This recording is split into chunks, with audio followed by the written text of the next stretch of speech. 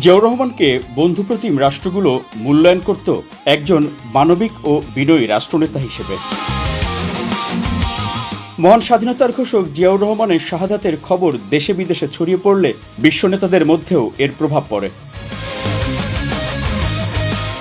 তাই তো রাষ্ট্রপতি জিয়াউর রহমানের মৃত্যুর খবরে বিশ্ব নেতারা তাদের প্রতিক্রিয়া জানিয়েছিলেন, যা আন্তর্জাতিক গণমাধ্যমগুলো গুরুত্ব দিয়ে সংবাদ করেছিল।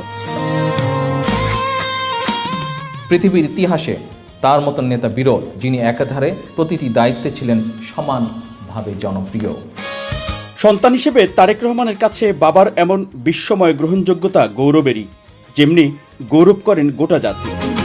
তার মৃত্যুর পর পৃথিবীর প্রায় সকল দেশ শোকবাণীতে শহীদ জিয়াকে মূল্যায়ন করেছেন একজন মানবতাই মহান নেতা হিসাবে। আমি আপনাদের সামনে সেই সময়কার কয়েকটি দেশের বক্তব্য তুলে ধরতে চাই।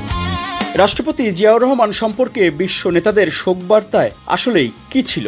আগামী প্রজন্মের জন্য সেই বার্তা তুলে ধরেন তারেক রহমান, আজকের প্রধানমন্ত্রী। 1981 সালের 1 জুন লন্ডনের দৈনিক টেলিগ্রাফ লিখেছিল, তিনি একজন বিনয়ী রাষ্ট্রনায়ক হিসেবে পরিচিত ছিলেন এবং মানবাধিকারকে সর্বাধিক গুরুত্ব দিতেন।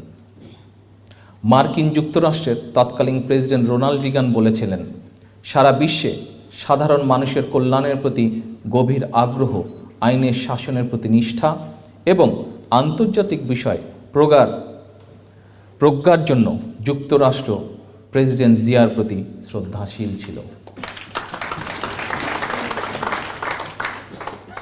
সৌদি আরবের বাদশাহ ফাহাদ বিন খালেদ বলেছিলেন, ইসলামী উম্মার উন্নয়নে প্রেসিডেন্ট জিয়ার অবদান অবিস্মরণীয়।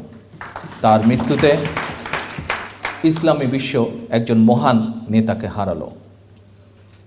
উপস্থিত নেতৃবৃন্দ, এসব বক্তব্য থেকে বোঝা যায় শহীদ জিয়াউর রহমান কত দ্রুত সময়ের মধ্যে নিজেকে বিশ্বের দরবারে একজন শান্তিপ্রিয়, প্রজ্ঞাবান নেতা হিসেবে নিজেকে তুলে ধরতে সক্ষম হয়েছিলেন। ষড়যন্ত্রকারী এবং বাংলাদেশের উন্নয়ন বিরোধিতা এখনও জিয়ার সাফল্য এবং তার জনপ্রিয়তায় ভীত। তাই শহীদ জিয়ার বিরুদ্ধে এখনও সমান তালে চলছে মিথ্যা অপপ্রচার। কিন্তু বিএনপির নেতাকর্মীদের সত্য ইতিহাস জানতে হবে প্রকৃত ঘটনা। বিশেষ করে তরুণ প্রজন্মের যে সকল ছাত্রনেতা, যুবনেতা এবং কর্মী ভাইয়েরা তোমরা আজকের এই অনুষ্ঠানে বসে আছো, তোমরা এবং এই মুহূর্তে বাংলাদেশে তোমাদের মতন যারা আছে, তোমাদের জানা খুবই প্রয়োজন। বাংলাদেশের স্বাধীনতা ও মুক্তির যুদ্ধের ইতিহাসে শহীদ জিয়াউর রহমান ছিলেন অন্যতম কেন্দ্রীয় চরিত্র। এই দেশে বহুদলীয় গণতন্ত্র বিএনপি করেছে, বাংলাদেশের মানুষ দেখেছে।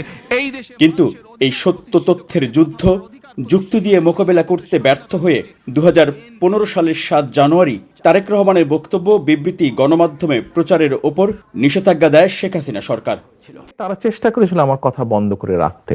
আমি কথা বলেছি সামাজিক মাধ্যম সহ বিভিন্ন পন্থায় আমি পৌঁছানোর চেষ্টা করেছি। আমি ইনশাল্লাহ পৌঁছিয়েছি মানুষের কাছে। ভোটের অধিকার প্রতিষ্ঠা করব। আর এই জন্যই আর তরুণ প্রজন্মকে আহ্বান জানান ইতিহাসের সত্য প্রজন্ম থেকে প্রজন্মে ছড়িয়ে দেওয়ার জন্য।